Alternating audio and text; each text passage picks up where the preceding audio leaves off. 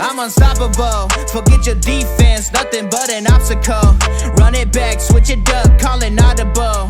Serving up them Hail Marys till the game over with the showstopper. So hot, you gotta blow on it. I said I'll huff and I'll puff, then I'll pass to my left while I'm looking to my right. Hit him right in the chest. It be looking like magic, better give me the throne. I ain't talking about Patrick, but I rep my home. I'm never at the end of my zone. I'm bad to the bone, eating up these pig skins like they chicharrones. And you a douche cabron. Mira, mira at the mirror on the wall. I'm the greatest of them all. They gon' put me in the hall. Your name is only written in a bathroom stall. Quit your stalling and make a play. My drive too long, pop the clutch, I don't pump the brakes.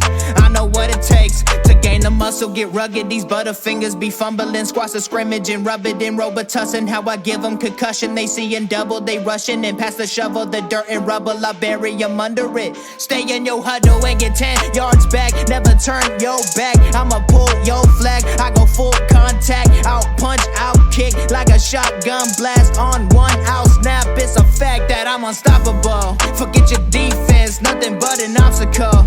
Run it back, switch it up, calling audible. Serving up them Hail Marys.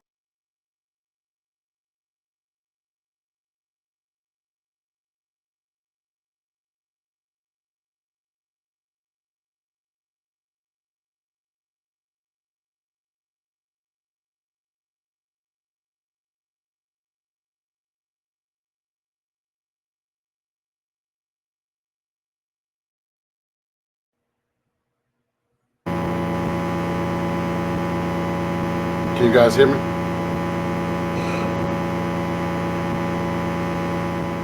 What's good, everybody? Welcome back to another episode of Colts Talk podcast. Let's go ahead and get into episode. But before that, I'm going to go ahead and introduce you guys. One being the guy's been gone for a whole month, and he is Ryan Van Beaver. What's good, man? Oh, what's going on, man? All is good over here. Just got back from a family vacation. Yeah, we're back on track. Yeah, I know you had a good couple of weeks where you was planning and able to get on your trip. So glad you were able to make that trip and come back safe. So yeah, and our other guy is Harish, the legend in these streets. As Colts fans and a Mavericks fan, and Oh, what's up? he said that's it. You guys, I can, Josh. I can barely hear you. You barely hear me? I don't know what's going on. Let me make sure that I can check that. Okay. Let's see, we can go ahead and take over. I'll take care of that. All right. All right. While we wait for Josh to figure out what's going on, of course, got the man, the myth, the legend, the silent assassin, Austin Cook. Austin, what's up, man? How you doing? What's up? I'm good. How are you? How are y'all? Well, we're surviving the dog days of the off season, so we're just trying to make it through. Some of us in other sports can't make it through because our teams crashed out at our home regionals, but that's neither here nor there. Nobody's really worried about that or paying attention to that anyway, right? Only like national champions like Tennessee care about that kind of stuff. We don't care about that kind of stuff in Austin because we lose. That's just what we do. All righty, guys. Well, hey, before we get started here, of course, as always, fanbattlesports.com, where you can get the latest and greatest from the AFC South, including, of course, their greatest team on earth, the Indianapolis Colts, the Houston Texans, the Jacksonville Jaguars, and also the Tennessee Titans, the number one overall pick, the worst team in the league. Get latest information on latest podcasts, the latest episodes. Check them all out there. Of course, follow us at fanbattlesports.com. You can find us on all the platforms: YouTube, Twitter, TikTok, Instagram. Find us all over the place at Horseshoe Mob. Follow us, like, subscribe down low. Subscribe. Actually, you would subscribe to the right of the video, but comment, like down below. We really appreciate it. And of course, one of our favorites, Teresa, in the house already. Hello, Ryan, Josh, Harish, and Cookie. Austin Cookie. I think she just means Austin. So she calls. I won't. I won't say Cookie by that. That's something she'll say. By that. Hello, Mr. Cookie, sir. All right, guys. Well, hey, while Josh figures this stuff out, this episode is all focused around Shane Steichen. Right? Am I We're gonna. good now? You are very good. Would you like to continue to take over? Sure. But you're doing a great job. So I mean, you can go ahead if you need to. I don't matter to me. I'm fine doing whatever. So yeah, I mean, Go I can ahead. keep going. All right. This episode is all focused around Shane Steichen. Why are we talking about Shane Steichen today? Well, here's the thing. Of course, with the late great Jim Irsay passing last week, you know, rest his soul, all that, great owner of the Indianapolis Colts. The focus is now shifted. Is the Irsay daughters are taking over the regime, right? Automatically, the first thing we think of from a business perspective, number one, obviously, what's happening to our great fearless GM, who has a losing record in 10 seasons, hasn't really done anything. But then what's the next step down? What's happening to Shane Steichen? And we're going to focus in on Shane Steichen. As you guys know, I think we would all agree that Shane overachieved in year one, right? We didn't know what AR was. There was a lot of confusion there. We didn't know, what was happening. He was a rookie. He was still trying to figure it out. There was a lot of injury stuff. But I think even with the cards that he was dealt, um, he ended up 9-8, and yes, 9-8 is not a record to be proud of. But if we're looking at the circumstances and what we had and what we got going on, I thought that was pretty good. Right now, you expect improvement in year two, and I think across the board we can all agree that didn't happen. So I think we'll start here, and this is kind of how I do it. Let's just answer the question and just one yes, no, and then we can kind of dive into it. Should Shane Steichen be on the hot seat? Austin, go. I want to say no. I'll get into it later, but I'll say no for Ryan, now. what you think? Well, everybody in the NFL knows that GMs and head coaches are tied together. Whether or not that's fair is a discussion for a different day. Yep. But as it sits right now, Chris Ballard hired Steichen. So they are tied together, meaning if Steichen fails and Ballard fails, they're tied together. And so, yeah, they should both be on the hot seat. Steichen came in here with a pedigree of being kind of like this quarterback guru type of coach with all of these quarterbacks that he coached over the years. And it's kind of been, and it's not entirely his fault because he doesn't construct this team. But at the end of the day, fans, players, and GMs across the league are going to look at your win and loss record. Yeah, I think that's completely fair. And I actually kind of like to, and we can, and that's one of the pieces I want to dive into is this roster construction versus what we think Shane's strengths are as a coach, as a leader, right? Is something I definitely want to dive into. Josh, what do you think? Yes or no? Should he be on the hot seat? With a 17-17 record, I would say yes. I would say yes. Really? Yes, I would say he should be on the hot seat. I'd be the devil advocate because of that. Having seven, it could be roster, it could be quarterback, could be defense. I mean, everything. All that could be play a factor in why he should be on the hot seat. He hasn't done enough in my eyes. Okay. Yeah, I mean, you know what? I don't know what to think. Honestly, part of me says yes, he absolutely should be on the hot seat. The other part of me says, well, maybe, but then part of me is also like, no, I don't think it's fair. So I'm just gonna go with yes, he should absolutely be on the hot seat, right? And here's my thing: when you have your expectations set so high in year one and completely understood, hey, whatever, he overachieved in year one, but then he vastly underachieved in year two. So year three is really, who are you? Are you the overachiever, right? Are you the underachiever, or are you just kind of mediocre? And to me, the hot seat is you can't be mediocre. You obviously can't be bad, but you absolutely cannot be mediocre. You cannot go 9-8 again. Anything Yeah. that is 9-8 or worse is uh, detrimental to this. And what we talk about like, hey, well, what can we do to see if he is the guy or if he isn't the guy, or if we're even talking about what is the baseline for Shane to keep his job, what can Shane do to help his case? Josh, what do you think? Number one, make sure his quarterback, whoever starter is, with his Daniel Jones or Anthony Richardson, make sure that guy has all the tools, the right plays. First, got to be a great play caller. Either give up the play caller or just be great at his job, which is right now he's calling plays. So put his quarterback in best position and make the right reads, right, make the right plays to make sure that his offense flow as it should. That's the only way he can keep his job in my eyes. What do you think, Ryan? It's it's it's kind of tricky because the big thing for me is the win loss record, obviously, but just like what Josh said with the 17-17 record, you can't have another 9-8 season.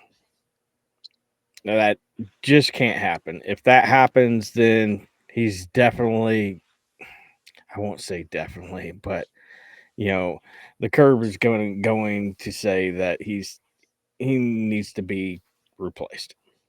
Because what people outside of the Colts fan base don't understand is Colts fans have been patient for a Oh yeah, very long time, over a decade now.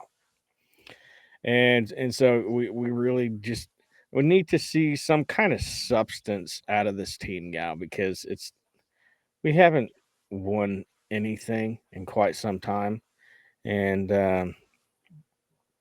yeah, man, it's just it hasn't looked good, and the coaches they need to do something. And if they need to fire Ballard and Steichen at the same time and just start from scratch, then do it. At least you're showing the fan base of the Colts that you're trying to do something. yeah. I'd like to pose a question, and just a quick sidebar here. Um, uh, is it Carly? Carly Ursay is kind of taking over football operations, right? Yeah. Yeah. She's kind of been in the weeds quite a bit. We could probably argue the last 10 years, but really the last 5 years, I think she's really dug in, right? If you're Carly Ursay, what is the baseline minimum from an achievement standpoint that Shane would have to hit to say, you know what, I'll give you another year? Like, what is the minimum? And that could be, hey, AR is improved, or AR stats are this, and Shane is the reason why this happens. Or it could go as far as like, if you don't win a playoff game, it's not good enough for me. What do you think that minimum baseline? If we're trying to put an accolade or a success criteria behind it, what does that accolade look like to you? And then I'll get back to the original question at hand. I mean, I would say the improvement of AR. They came in together. Uh, when I say improvements, his stats are uh, higher than the past 2 seasons. I know he played 5 games first year. Last year he played, I think, maybe 8 or 9 games. I think 10 games, Yeah. and he still was mediocre. Uh, so if we see better numbers uh, from last year, improved spikes, significant, we can see Shane staying possibly. What if AR improves but the record stays the same? I think since he's tied to the hip with AR, I think he still probably stay in. This is his season is based off AR. Yeah. Okay. So your success criteria is like, the record is what it is, but if I see improvement and I know that my top guy is the top guy, like this is my quarterback, Yeah. then that's good enough for you. Okay, that's interesting. What about you, Austin? What do you think? Like, what success criteria would you put behind this question? Well, you'd like to think that it's the playoffs, like making the playoffs, because we've been close past couple years, but we just too mid to make it. So you would think maybe to keep your job, win games, make the playoffs. So making the playoffs. What about you, Ryan? I mean, it's just like the record that I predicted. That wasn't just a prediction. That's a baseline.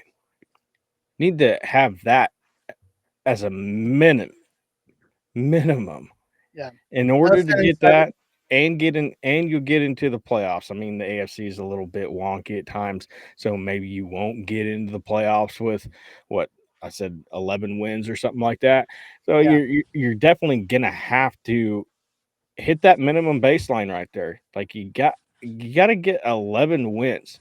You got to show us something because it's been completely ineptitude in Indy for a few years now. And just like you said, quarterbacks are tied to their coaches. Well, quarterbacks are tied to their GMs as well. yeah. So if AR does not do good this season, then what are you going to do with AR? Are you just going to say, okay, he's on the trade market. We'll trade him for a sixth or whatever, and then just start over fresh. I think the baseline for me, it's got to be you have to win the division this year. That sounds really really crazy. That sounds like almost like over like setting expectations. But here's the thing, Ryan, you already mentioned this before. We've been doing this dog and pony dance for too long, right? Or whatever that saying is, or running around track, whatever you want to call it, right? It's been way too long, right? Yeah, Way too many years of being over, almost getting there, almost one more win, making another change, you know, scapegoating everybody in the organization but the top, right? I think we've done enough of that. I think this has to be this year. This is the way I see this, and this could be tied to Ballard as well, which something I'd be interested in getting into. When you finally make the moves that this team has made, like they finally have, I think in from a substance standpoint, I think they finally moved the needle. I think they finally went and got some guys that can be impacts on this team before the draft, right? Obviously, I think we had a this is probably the best free agency Chris Ballard has had in his entire 10 years that he's been here. It's wild without to a say, doubt.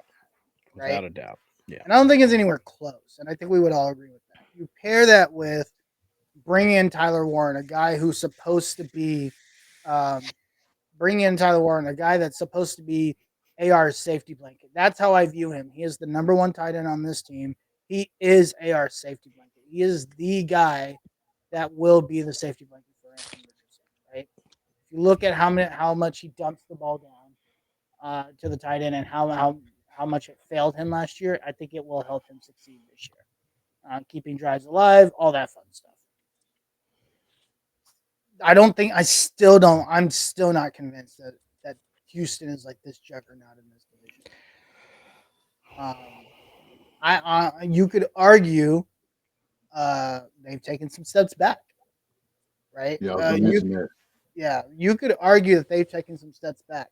This division is still winnable, and if you cannot win it this year, and that formula doesn't include, and your path to get there, I think matters too. It has to include winning in Jacksonville, winning the first game of the season. Can we, for the once of life, like in like 700 million years, start the season on a positive note? Like to Yeah, me, that sets the stage. If you lose week one, all hope is lost. And to me, that's where like the crash out begins for the fan base. Like if you go 0-1, I get it. Hey, it's just one game. It's the first game of the season. Try telling a fan base that for 12 years in a row. Try telling a fan base that, hey guys, don't worry. You still got 15, 16, 17 more weeks to figure this out. Well, guess what? We've had 15, 16, 17 weeks to figure it out for 12 years in a row. And for more times often than not, we have not been able to. So I think the expectation is how do you start? Are you using these months to prepare for that first game of the season? I think that's where this really starts. It's how do you Yeah. come out week one? You have to set the stage Well, right. but the comments is, you know, Ballard should be in the hot seat. I mean, we already know he should be in the hot seat. Oh, he's His already. entire I think Ballard is on the hot seat. I could see this is the one move that I could see happening. If this team, let's just say, is like 2-5, 3-6, 4-7, something like that by mid-season, I 100. The one move that I could 100% see happening as you look at a different regime, I think yeah. Ballard could get fired mid-season. I honestly think this is the year. This is the regime that basically says that's not good enough for me, right? Like we've been doing this for way too long, and that's just not good enough. He said there'll be tailgate. We haven't yet. We haven't gotten together yet to tailgate, but that's in the future as well. I think we've all been places individually Yeah. watching games, but I don't think I honestly I don't think the four of us have ever met each other in real I life. met Like, Austin. oh, I've met Josh. I've met Yeah, I met you too. Yeah. yeah. I've never met Ryan. I've never met Austin, and I don't think we've all ever been in the same place at the same time. I think I actually drove through your neck of the woods Oh, last you week, drove dude. to my neck of I the woods? drove through Houston. I drove through Dallas. Went to Galveston. Yeah, I was all over the place. I live in Austin, I got so the hottest unless you tea on do, the planet. Yes, he Never does. mind. Never mind. no, you Oh. avoided me is what you tried to do, and I see you. You went the other way around to get to Dallas. You took that miserable 4-hour ride, and I'm sorry you had to do that. Wow. It was very It's miserable. Yeah. very very brutal. Well, I would say, Harish, you made a point, but this division been winnable for the past 3 seasons. I mean, we've seen Tennessee.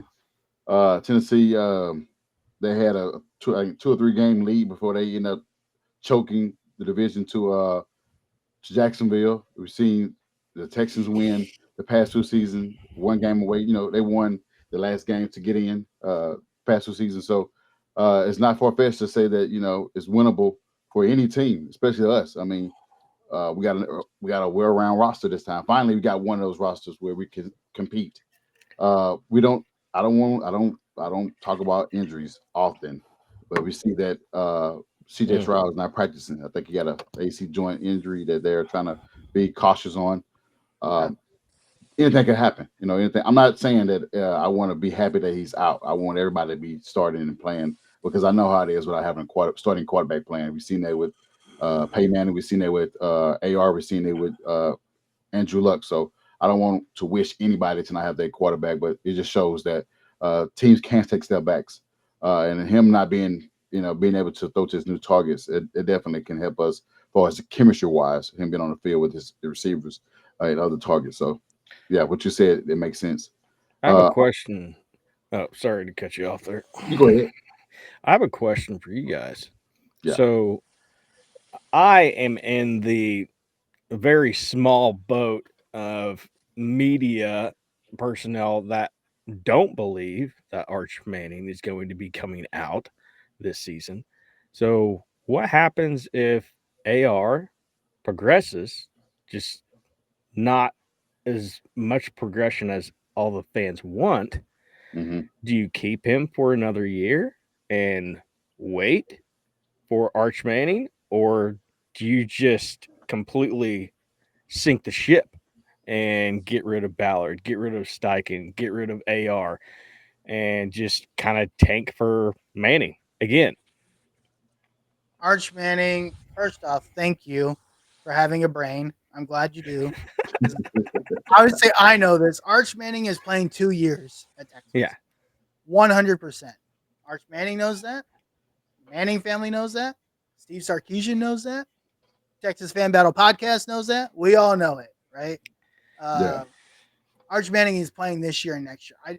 Even if he wins the Heisman and Texas wins the national championship, Arch Manning is staying for 2 years. This is just how they operate. This isn't like rocket science. there's So no Mannings that have not stayed 4 years. nobody can tell Like, me any Manning that's not. They believe in 40 starts. And in order for Arch to get, he has three. He'll probably play 14 to 16 games this year. Probably going to play 16 games, barring injury, right? and that puts him right around that 35. So he is one, and they are adamant on that 30 plus. But like What you do you said, everybody keeps saying we're going to tank this year. Uh, I mean, even like what Ryan said. I mean, even if he progresses just a little bit, just 10%. Um, I mean, just roll it back. 2026, and that's what the opportunity lies there, where you have a better quarterback. Because I don't like the next year's quarterback class. So at least we know for a fact, having Arch definitely put us in contention moving forward. But that's if Shane Steichen. We don't know what Shane Steichen's going to be at either, so it's going to be think? tough. But Yeah. here's the thing: even my problem with this team is even when the quarterback play isn't great, they're still for whatever reason I don't understand why good enough to not be really really bad. Yeah, So let's just say IR doesn't get any better this year. Right. There's no guarantee that this team still doesn't win 6, 7, 8 games and ruin their chance Who are at you getting gonna, a top pick. what are you going to bring in? Scott Tolzien off the retirement market again? Yeah, like I mean, I think that's the problem is it's not just about benching AR just to tank. You have to have a lot of things like you have to be really bad in some Yeah. instances, and this team is just not built to be bad. Unfortunately, we're just built to be mediocre, right? Um, and so Austin, what do you think? Like, let's just say AR. Let's just say AR gets 5% better. What do you think the plan should be moving forward as we head into knowing Arch is coming out in 2027, right? What do you think the plan should be moving So, I mean, if he gets better, we're obviously winning 8, 9 games again. So we're not in the position to draft a quarterback next year. I don't think by like no matter what happens this year, I don't think we're losing enough to be top 10 pick, top 5 pick. Um, so it's hard to say to like unless we trade up and get whoever goes off this year, DJ Lagway, Sellers, whoever. So if that doesn't happen, I don't know if we stick with AR or if we get somebody in free agency, start Daniel Jones or something. But hopefully the goal would be to get Arch the next year. That that's what I would hope if we don't want to stick with AR. forward? I just don't think this team will ever be bad enough to be number one pick worthy. Like the it way don't it's it don't, it currently don't seem like it though. Yeah, it don't feel like we'd be a ass team, with yeah, all that talent. Yeah, I mean we're not the Yeah. right. Titans. Yeah, we're not starting tight ends at left tackle. You know what I'm saying? Yeah. Wow. Not Yeah. saying they are either, but I just they gotta be doing. You know what I mean? Like, we're not making running backs, defensive tackles or anything crazy. Hey, shout out to my guy Tavon. Like that guy's but yeah, I just don't think this team is like even if we were to say, hey, even Daniel Jones in some people's minds could be an upgrade from AR today, and that's kind of like the idea is like, is Daniel Jones an upgrade? If it, and this is an interesting comment. Your guys' thoughts. Daniel Jones can be an NFL starter. You guys know, and I've told you guys this before. There are guys in this league that are treated like they're bad when all reality they're just in bad organizations. And the perfect example of this is my guy, my goat, Sam Darnold. Sam Darnold under the Minnesota Vikings, right, was not very good. Was not very bad at all. It was actually pretty good, right? And then now he's where Seattle, if I'm not Yeah. mistaken. Hmm. And yeah, sure they gave away DK Metcalf, but he's not under a bad organization like Seattle. Like that organization knows what they're doing. They know how to operate. Um, and I'm a big proponent of if this organization is not completely brain dead, which I don't think they are, although they try to act like it sometimes. I don't think Daniel Jones. I think Daniel Jones could succeed if the pieces are in the right place. It's just consistency with him, Yeah, though. I'm about to say It's that. always been consistency. He's had one good year throughout his entire career. And that's just a massive red flag no matter where you go. So you Sure. go to the Vikings. I mean, he went to the Vikings and he straight up said, "Okay, I know I'm not going to be the starter here. I'm going to go to Indianapolis where I can I can battle a young Anthony Richardson." Yeah. So I just But you consistency, have to man. have an organization that helps build consistency too. The Giants have done literally nothing for him for Yeah. the last 5 years. Look at his receiving core. Finally, last year they finally got him a number one receiver. After what, 6 years? His number one receiver for 3 of those years was the tight end who couldn't stay healthy.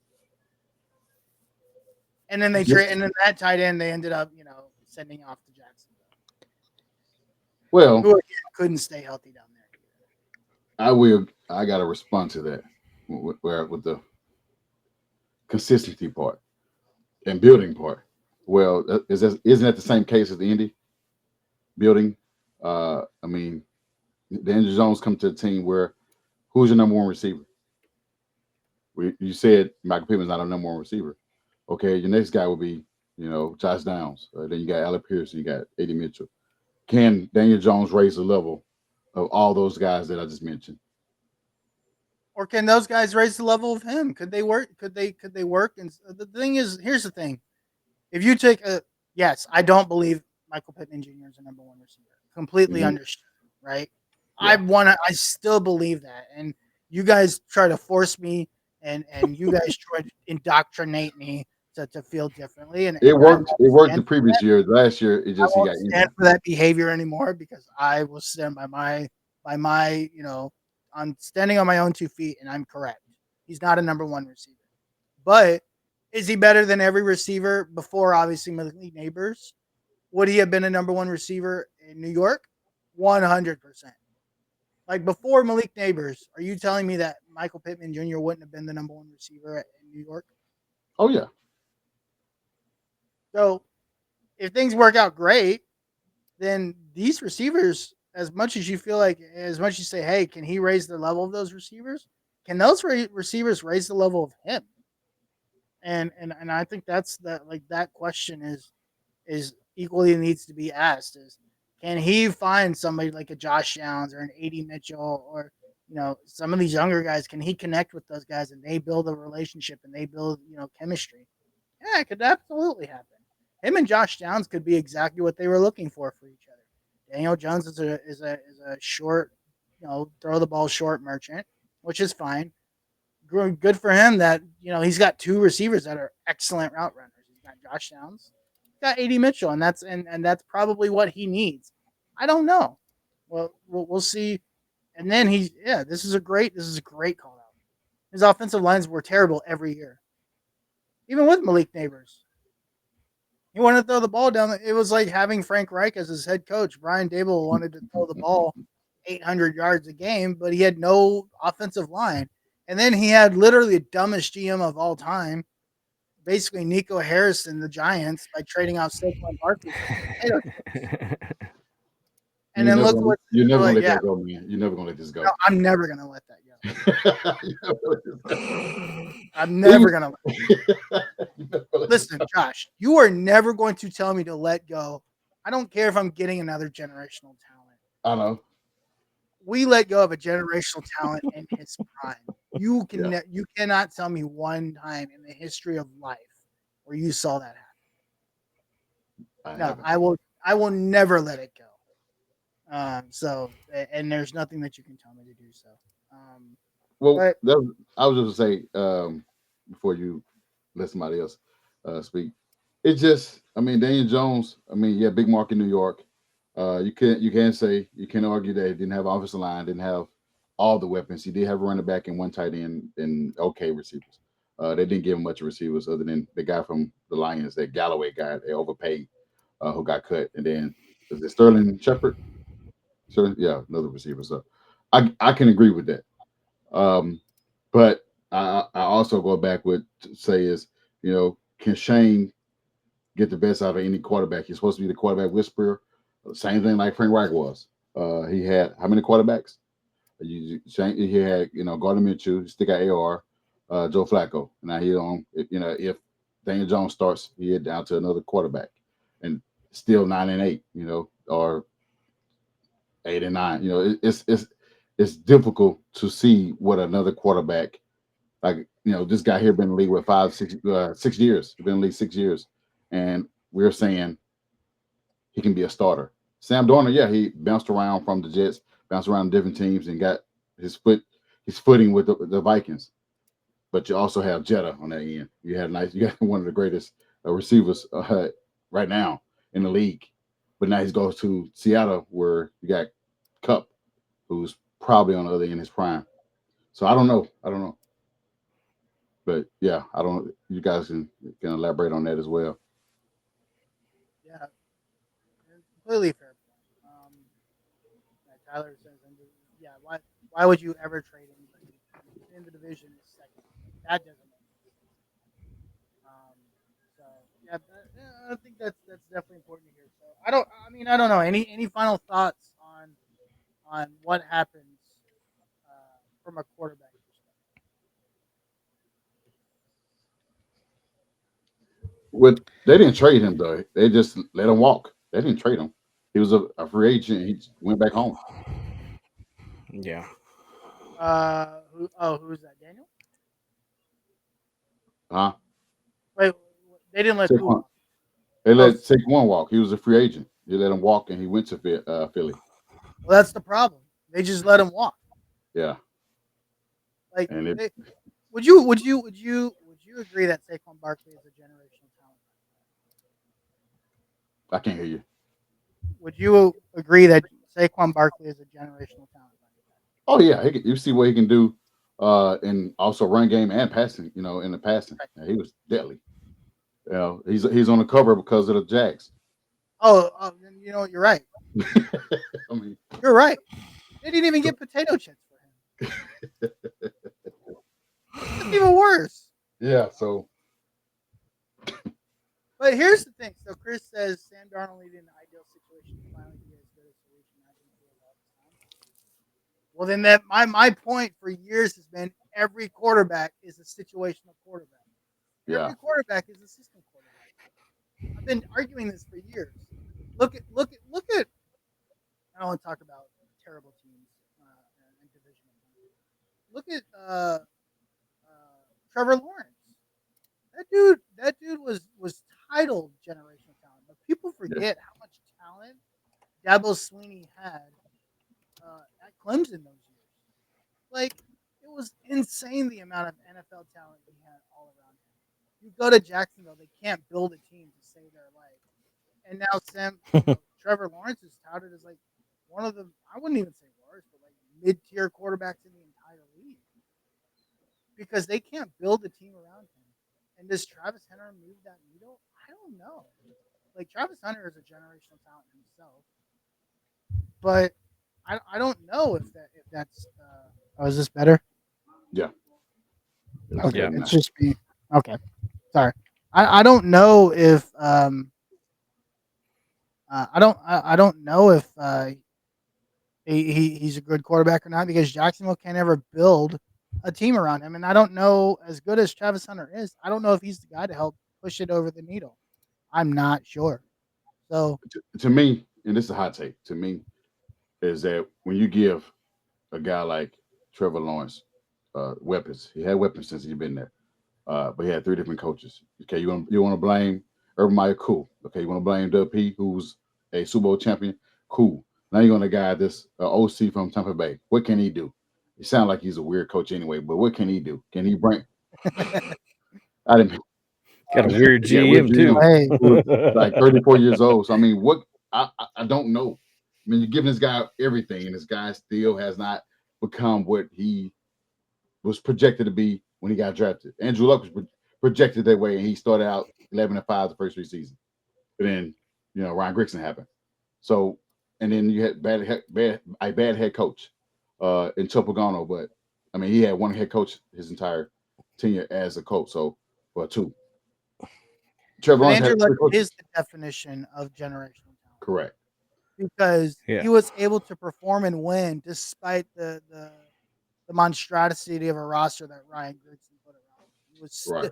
that's what generational talents do. Like, they win at no, especially at the quarterback position. They win at no cost.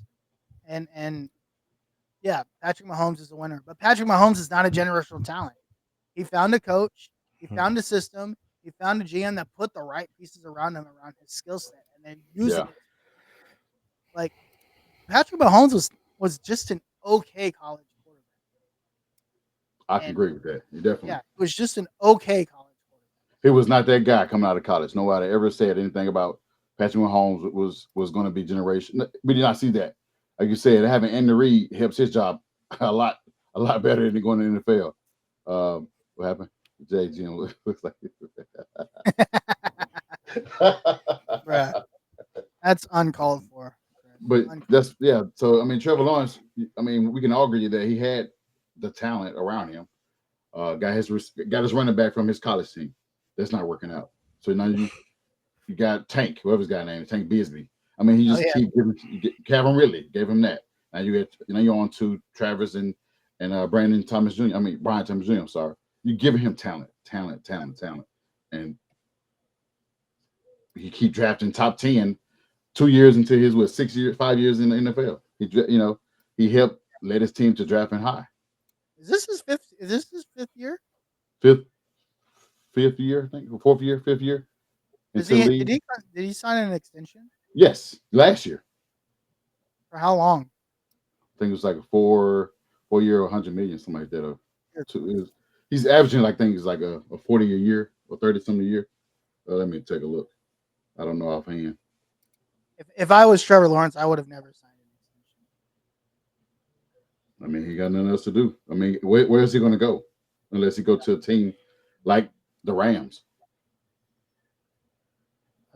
Well, the Rams don't want to get up on that. So he signed a 5 year, $275 million contract in 2024. Um, yeah. Ryan, any other thoughts from Ryan? Ryan, Tyler says y'all are too quiet. I think we're talking too much. Okay. Ryan, Austin, Hey, you guys have any thoughts? I'm just letting y'all go. It's just, I'll let Austin go ahead and go. I will never have any respect for the Jaguars organization or Khan for that matter, because like how many players, how many quarterbacks do you need to draft and still suck year after year? Like you had that one year where you went up into the playoffs and played the Chiefs, and then we all know what happened there. But after that, it's like Trevor Lawrence looks like a shadow of himself from that year. So I don't know. It's just it goes back to this division in my eyes. The Colts can win this division. Yeah, I'm not going to talk about injuries. We all know it's a massive effect. It happened in the cornerback room last season, but let's just say Anthony Richardson doesn't play up to par, and they bring in Daniel Jones. Daniel Jones has not had an offense like this. So I will piggyback off of what you said earlier, and you made a very fair point there. He hasn't had an offense like this. The Giants are a dumpster fire year after year after year. I mean, they let Saquon Barkley walk for nothing. So it could go either way. It's going to be interesting to see how it plays out for sure. Yeah, no, I would agree with that. What do you think, Austin? Just in general, like let's just say Daniel Jones starts. What do you think his trajectory? If Daniel Jones starts, Yeah, let's just say AR is benched and Daniel Jones starts. What is his trajectory in your mind? uh, I mean, I think he can still win games with the team we have. I don't think he's gonna be better than what AR would be. Like, I think AR's running helps him a lot, and I don't think Daniel Jones is as good of a runner as AR. And their accuracy, I think, is similar. I think Daniel Jones can be more accurate from what we've seen. but like they said, consistency hasn't been there anywhere he's been, whether it was Giants. I don't know if he played for the Vikings, but just consistency for both quarterbacks is the problem. Yeah. Mhm. So I think as we tie this all back together, kind of went off on tangents there just to converse.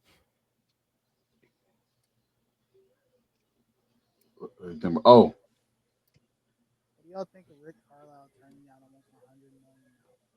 he did. I don't. Idea. I know the UConn coach did turn it down, but I don't think Oh, Rick to Carlisle. coach the Lakers and the Nuggets. I I don't. didn't see that happen. I didn't know that. Yeah. But Rick Carlisle. Hey, since we're talking about the Pacers and they're in the finals, and it is Indianapolis related, Rick Carlisle wanted Tyrese Halliburton. He wanted to be tied to Tyrese Halliburton. He wanted Tyrese Halliburton in Dallas, and he wanted to make Luka Tyrese like a duo. And of course, Donnie Nelson's a moron and said no. So Rick Carlisle left. And listen, look, when you have coaches, we can say the exact same thing. Tyrese Halliburton was okay in Sacramento. Let's just call it spade a spade. He was okay, but also again, terrible organization. Didn't build the right team around him. Had coach after coach after coach cycling in and out. And he finally went to a coach that believed in him and believed in the way that he played and built a team around him. Rick Carlisle has always been an offensive genius. I mean, that's his MO. And he finally found a guy that worked for him. So, I mean, I guess you think about it now, hindsight's 20, 50, 50, 20, 20, 30, 30, whatever you call it.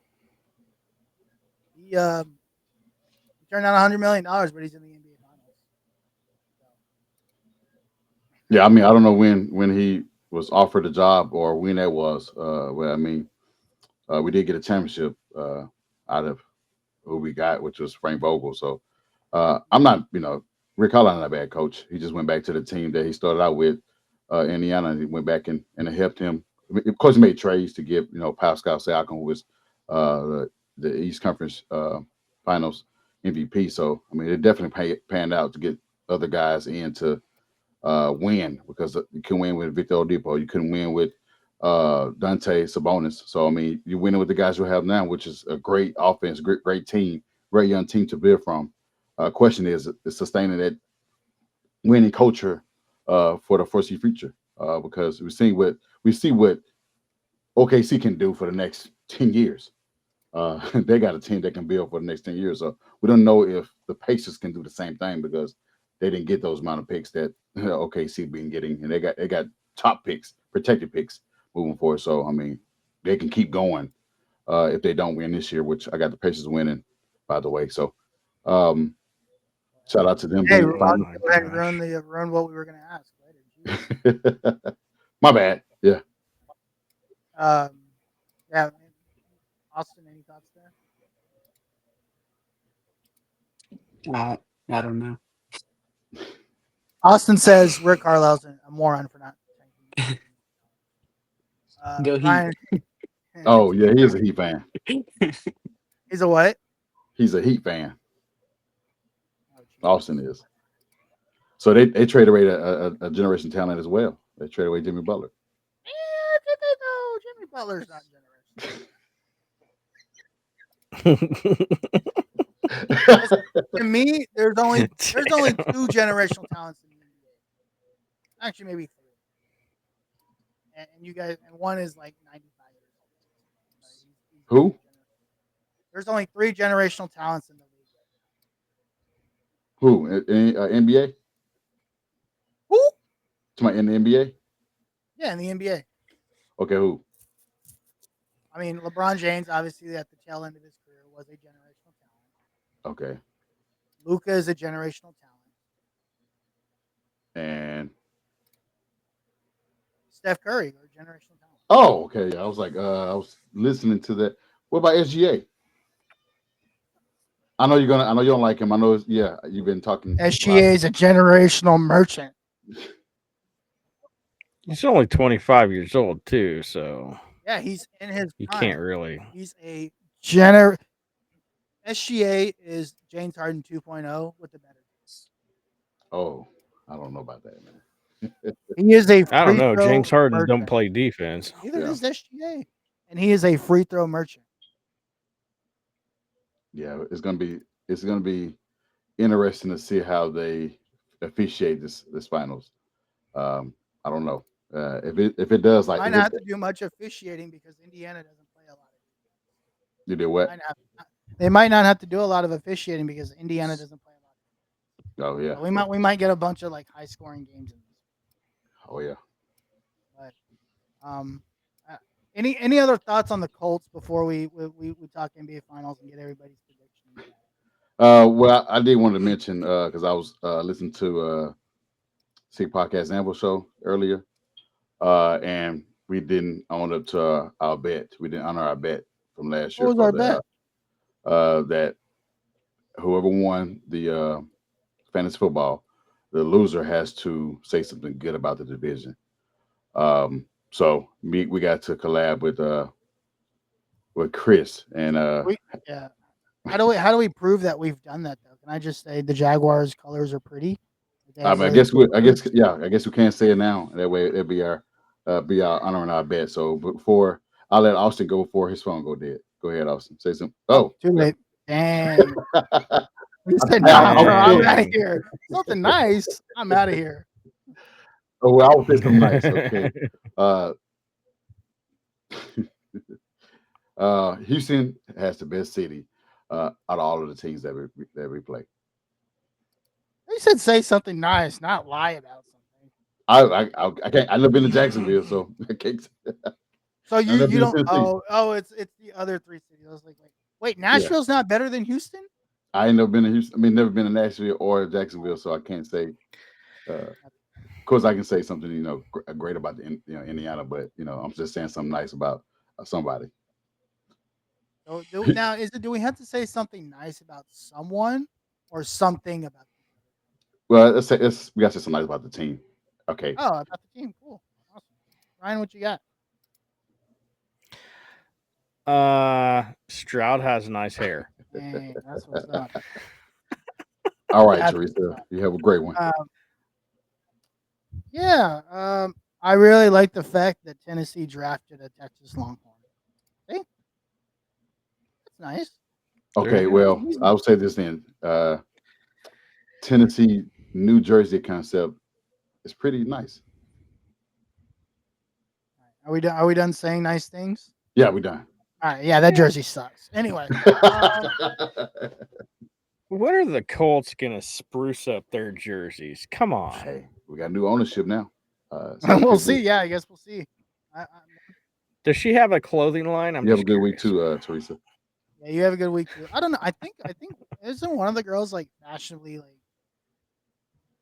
in the know? I don't know. I won't know. We won't know any. The youngest one maybe. Who's the youngest? There's three daughters, right? Yes, Carly It- definitely isn't the youngest. I don't know what the youngest one's name is. Karen. I think. I thought Karen maybe the middle baby. And her name's Karen. She definitely. Yeah, her name is. But I think she's the only one that's not. She is married. He's Karen Jackson. And you got Say Gordon. I think the other one is not married. Casey Foyt. Foyt. Foyt. Foyt. I Huh? don't know. They Her all name is Casey. okay. That's the other. That's the other daughter. Wait, yeah, I think that's the youngest. Let me see. Casey, Carly, No, no, yeah. She could be the one. Yeah, no, for sure. Carly. No, Casey. Okay. Let me see. Casey Foyt is her name. One is married too. Foyt. It's probably probably one. They all married then. No, man, I don't know. I have to look this up because she looks like. Why did I look up Casey Foyt in this picture of Remember the Titans came out? That's kind of weird. Okay. But hey, I don't know. I think that's what I know of. I don't know who's AJ Foyt Jr. Do you know? Uh, I don't What know. is his relevance to society? Let me pull up that information. Yeah, I don't know. I never heard of him. AJ Foyt Jr. I have a nice house. You know that. I have a really nice house. I don't know. Like, I don't know him. House is kind of lit. This house is kind of cool. You found it? No, I found their house. Oh, oh yeah. Yesterday they had the funeral, the private ceremony for Jim Irsay. Yeah, it was June 2nd. Yeah, they had it yesterday. So yeah, they buried him yesterday. Oh, he's a Uh, race car driver. Okay. He drives in circles for a living, so he's not relevant. Anyway, wow. but thanks Teresa for that information. AJ Foyt drives in circles for a living. That's what's Okay, thank you. um Yeah. yeah, we appreciate it. Awesome. Well, hey guys, let's get out of here. Real quick. I'll go ahead and shout out Cookie Austin, Cookie Monster, Cookie Austin Cookie. What's his Twitter? It's in the bottom Um right here. I'll put it up there. Cookie. Dang it, this is so embarrassing. Cookie Austin too, right? Y'all can reach out to him. Cookie Austin too. Josh, where can the people find you? You find me at the bottom there. Who is Josh Senior? Awesome. And Ryan, where can the people find you? You can find me at Hot Zone Sports and on Twitter, HZS Ryan Van Dever. And you can find me on YouTube as well. Awesome. And of course, you guys Hot- can find me at the Uncle Gandhi with here obviously Tuesday nights with the boys, and then Thursday nights with my boys. Hopefully this Thursday we'll be celebrating a softball national title because we took down Oklahoma, the almighty Oklahoma, our little sisters that we don't care about. Yeah, that'll be us. We'll talk about that. We'll talk about the future of Texas baseball and, of course, the best quarterback in the nation, Arch Manning. That does it for us. My name's Harish. These are my boys, Josh and Ryan. We're out of here. Peace. On 1 out snap, it's a fact that I'm unstoppable. Forget your defense, nothing but an obstacle. Run it back.